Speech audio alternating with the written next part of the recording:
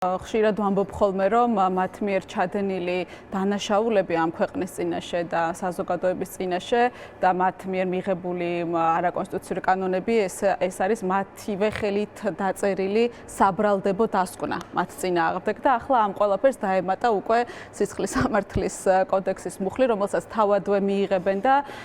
დიდი ალბათობით პირველივე საქმე, რომელიც გამზადებული იქნება, სწორედ მათ წინააღმდეგ იქნება, იმიტომ რომ ის რაც ხდება დღეს საქართველოში არის მართლაც სამშობლოს ღალატი, იმიტომ რომ იგივე 28 ნოემბრის განაცხადი ყობახიძის მხრიდან და შემდგომ უკვე განხორციელებული არ ვიცი საკანონმდებლო ცვლილებებით ქმედებები, ეს არის პირდაპირ სახელმწიფო ინტერესების წინააღმდეგ გადადგმული ნაბიჯი, კონსტიტუციის დარღვევა შავით თეთრზე და ამ ქვეყნის აბსოლუტური უმრავლესობის ნების წინააღმდეგ უკანონოდ წასვლა. ამიტომ სხვათა შორის საზოგადოებრივი რეაქციაც ისეთი იყო, რაც მე მქონდა, რომ ისინი საკუთარ, ასე ვთქვათ, საბრალდებო დასკვნას და განაჩენს წერენ. კი, ნამდვილად, იმიტომ რომ ამ სიტყვების ხსენებაზე ყველას გაახსენდა სწორედ ქართული ოცნების მიერ გადადგმული ნაბიჯები და მიღებული გადაწყვეტილებები. ეს იყო საზოგადოების ბუნებრივი რეაქცია. თუმცა, რა თქმა უნდა, მათი მიზანი ისევე როგორც სხვა მიღებული დრაკონული კანონების, რომლებმაც მთელ რიგ შემთხვევებში საბჭოთა კავშირის დროს მიღებულ კანონებსაც კი გადაასწრეს თავისი დრაკონულობით და ასე ვთქვათ ავტორიტარულობით, ეს ყველაფერი ემსახურება საზოგადოებაში მათი გადმოსახედიდან რაღაცა შიშის და ტერორის დანერგვას, რომ თითქოს აი ისინი ესეთი ძლევამოსილები არიან, აი დღეს ამდენი დაგვაჯარიმებენ, ხვალ რაღაცა მძიმე მუხლით გაგვასამართლებენ, მაგრამ სინამდვილეში ეს არის, რა ვიცი, რაღაც მათი მხრიდან, აი ჩვენება, რომ თითქოს ჩვენ ძლიერები ვართ, აი ჩვენ ყველაფერს მართავთ. ადამიანებს არ დაუჭერიათ ჯერ აი ასეთი და ჩვენ ყავს 50-ზე მეტი და ტყვე, რეჟიმის ტყვე, მათ მხოლოდ ტყვეები შეიძლება ვუწოდოთ და მზია ამაღლობელი თემურ ქათამაძე, მზია, რომლის მდგომარეობაც არის მძიმე. მე წავიკითხე დღეს ვივამედის კლინიკური დირექტორის განცხადება, სადაც ის საზოგადოებას მოუწოდებს, ადვოკატებს მოუწოდებს, ყველას მოგვიწოდა ჩვენ, რომ დავარწმუნოთ მზია, რომ დათანხმდეს მათ რაღაც შეთავაზებას თუ რაღაც მათ პროტოკოლს, როგორ უნდა მოიქცეს ის და აქ იგულისხმება კვება, იმიტომ რომ ამას არაერთხელ გაესვა ხაზი, თუმცა მე არ მომისმენია და დამაკლდა სხვათა შორის მოწოდება ხელისუფლებისადმი, ეგრეთ წოდებული ხელისუფლებისადმი. ვის მიმართ უნდა ყოფილიყო ეს მოწოდება და აი რა სიტყვით ამასთან დაკავშირებით? თქვენი კითხვის პირველ ნაწილით დავიწყებ, რა თქმა უნდა საქმეც მაგაშია, რომ საერთოდ არ სჭირდებათ კანონები და საერთოდ ქმედებების არადანაშაულებრივი შინაარსის ქმედებების გამო ასხედან ადამიანები იმ ქმედებებისთვის, რაც საერთოდ არ წარმოადგენს დანაშაულს და თუ არ რამე არ ჩაგიდენიან, ნარკოტიკს ჩაგიდებენან, არ ვიცი, იარაღს ჩაგიდებენ და მოგიგონებენ და ნიკაკაციას შემთხვევაში ნიკაზე იყო ძალიან კარგი გამოძიება შაბათის. კი ბატონო, ნარკოტიკული დანაშაულები ჩვენ ანალიზით დავდეთ და იქ აბსოლუტურად ყოველგვარი მტკიცებულებების გარეშე არის ობიექტური მტკიცებულებების გარეშე არის მოპოვებული ეს თითქოს და ნარკოტიკი. მზია, ქალბატონი მზია შემთხვევაც ესეთი შემთხვევა, მის მიერ განხორციელებული ქმედება, ანუ სილის გაწვნა ირაკლი დგებუაძე საერთოდ არ წარმოადგენს სისხლის სამართლის კოდექსის იმ, თქვათ, გათვალისწინებულ ქმედებას, რასაც ითვალისწინებს პოლიციელზე თავდასხმა, ხო? ამიტომ ეხლა ეს დამატებითი რაღაცა კანონების გამკაცრება და თითქოს ახალი დანაშაულების შემოღება, ხო? ისევე როგორც აი თანამდებობის პირის ან საჯარო მოხელის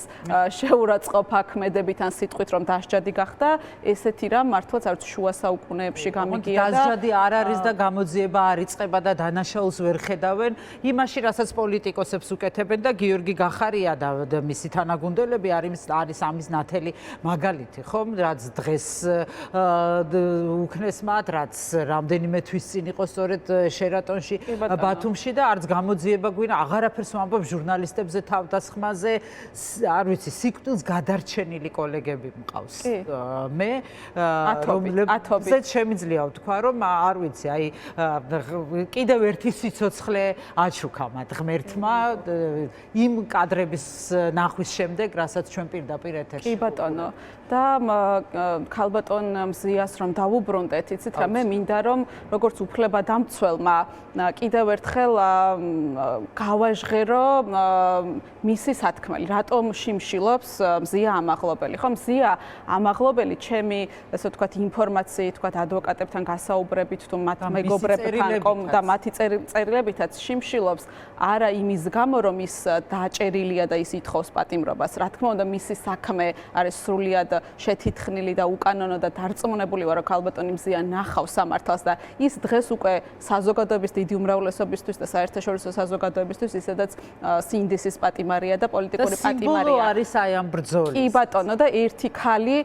უგებს აი ამ რაღაცა მოჩვენებით დიქტატურას, კომიკურ დიქტატურას, მორალურადაც და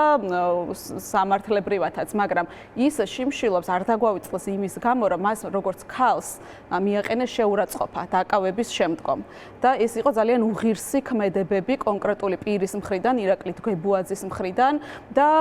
სხვათა შორის დიდი ხანი თავად მისი კოლეგებისთვის და მეგობრებისთვისაც კი არ ყოფილა ცნობილი, რომ ის შიმშილობდა და მათ ეს გაიგეს პენტენციური სამსახურიდან და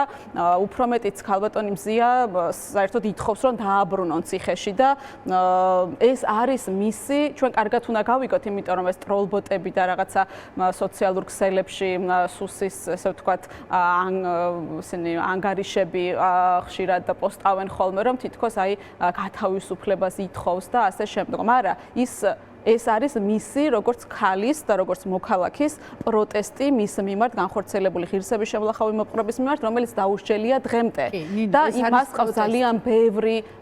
შემსწრე იქ მყოფი პოლიციელებს, რომლებიც აკავებდნენ გებუაძეს, რომ არ ეცემა მზია. არის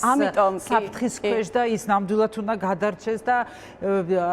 მე ვიცი, ბევრი წავიკითხე ამ თემაზე და ვიცი, რომ აი ამ მოწოდებებსაც თითქოს რაღაც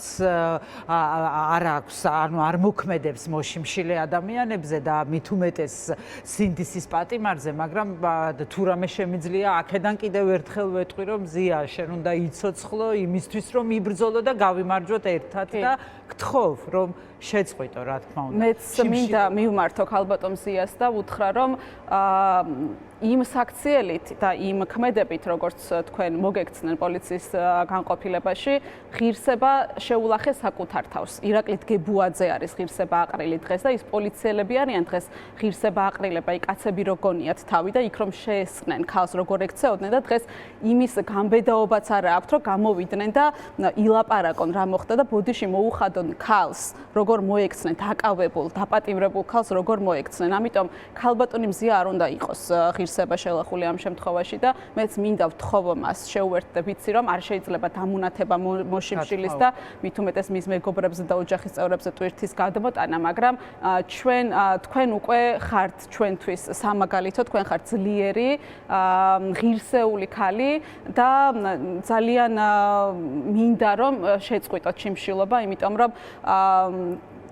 რომ შეიძლება რაღაც მომენტში უკვე ისეთ წერტილში მივიდეს მდგომარეობა, როდესაც იგივე ყვებაც რო დაიწყოს მოშიმშილემ, აი ეს რეფიდინგის, ესე ვთქვათ, სინდრომი, რასაც ქვია, ხო, ყვების დაწყების მართვა უფრო მძიმეა და რთულია მათ შორის სამედიცინო პერსონალისთვის, ვიდრე შიმშილობის მართვა. ამიტომ ჩვენ გვინდა რომ თქვენ იყოთ ჯანმრთელად და კიდევ ერთხელ უნდა სცხვენოდეს იმ ადამიანებს და თქვენ არაფერი გაქვთ, ესე ვთქვათ, დასაცავი, ყველა მიცის თქვენი სიმართლე და ღირსება ვინმეს აყრილი აქვს იმ ადამიანებს, რომლებიც აი ქალებს ასე ექცევიან და ეპყრობიან იმ ადამიანებს, რომლებსაც ვიც საკუთარ თავს კაცებს. რა უნდა გავაკეთოთ?